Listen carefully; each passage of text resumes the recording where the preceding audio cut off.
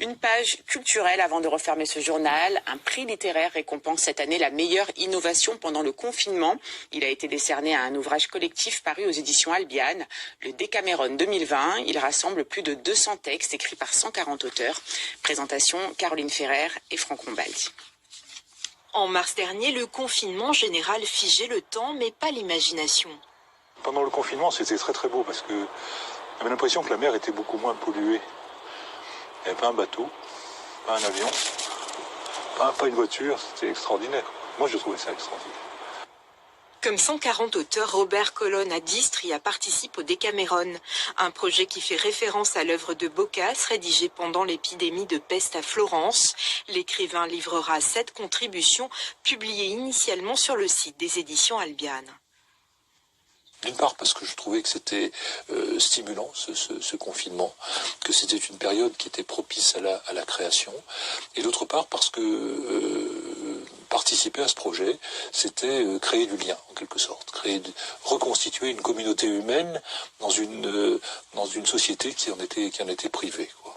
Autre contributrice depuis l'Italie, Barbara Panelli. Malgré la peur et l'insécurité matérielle, le confinement a dopé sa créativité. C'est plus facile d'écrire, de créer. Ça, c'est vrai. Quand on est heureux,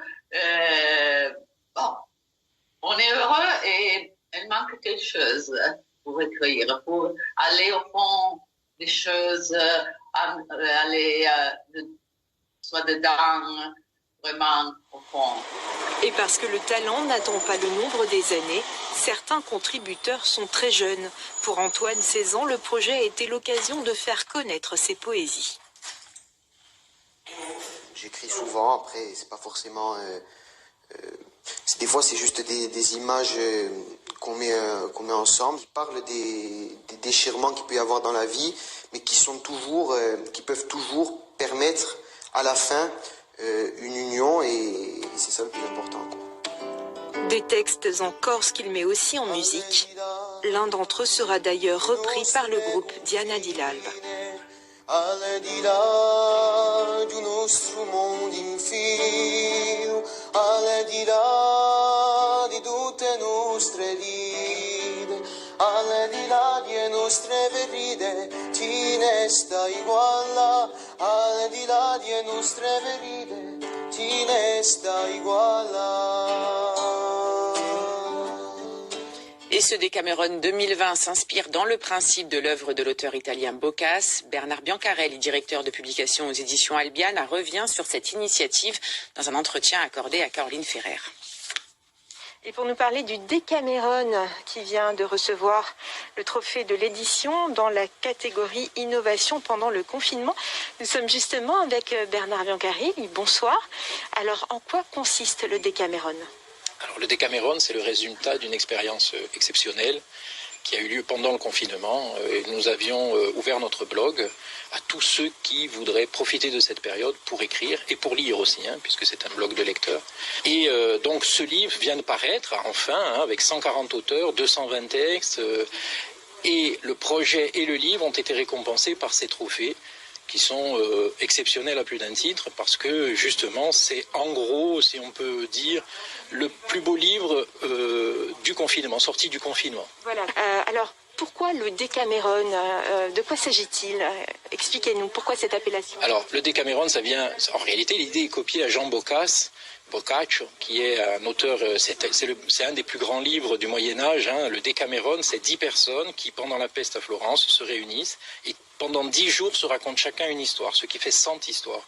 Ces histoires-là, Décameron veut dire 100 histoires en réalité. Nous avions ouvert vraiment pour libérer la parole. Ça veut dire que nous avons demandé à tout le monde d'écrire, des auteurs confirmés, d'autres sont arrivés et ont commencé à écrire. Nous avions laissé le choix des langues, donc nous avons du français bien sûr, mais beaucoup de corse, nous avons de l'italien, nous avons de l'anglais, de l'allemand aussi, donc ça a essaimé, ça a été assez incroyable. Tous les types ont été essayés, vous avez de la poésie, de la nouvelle, du théâtre, vous avez une espèce de gerbe incroyable de littérature dans tous les sens, qui a donné, qui montre un peu la vivacité de ce moment qui était un moment que l'on aurait pu penser de réclusion et de fermeture. Alors justement, ce moment, c'était le premier confinement, hein, on précise pour nos téléspectateurs. En quoi ce premier confinement, qui était très strict, a dopé la créativité des auteurs? Alors quand on regarde les dates de parution de chacun des textes, on se rend compte qu'en fait, l'état d'esprit pendant le confinement s'est modifié au fur et à mesure. Les premiers textes sont des textes assez troublants, c'est un choc. Hein, on est coincé, on ne sait pas, etc. Le deuxième moment, c'est un moment de rage. C'est-à-dire, on sent bien qu'il y a des textes qui disent c'est insupportable ce qui nous arrive, etc. Le troisième moment pour moi, il y a une clé à un moment donné, c'est qu'on commence à rigoler. Il y a des textes très drôles qui arrivent, et on n'en peut plus, c'est à peu près une dizaine de jours après, on a envie de vivre. Et puis vont venir les textes, comment vivra-t-on demain ? Qu'est-ce qu'on va faire demain? Ça, c'est très très net aussi. À un moment donné, on sent que le confinement va se terminer et tout le monde se pose la question, bon ça va, hein, on a eu une grande expérience douloureuse, etc. Maintenant, on doit reconstruire. Comment on reconstruit? Et tout ça passe dans des textes littéraires. C'est ça qui est assez extraordinaire. Bernard Biancaril, je vous remercie.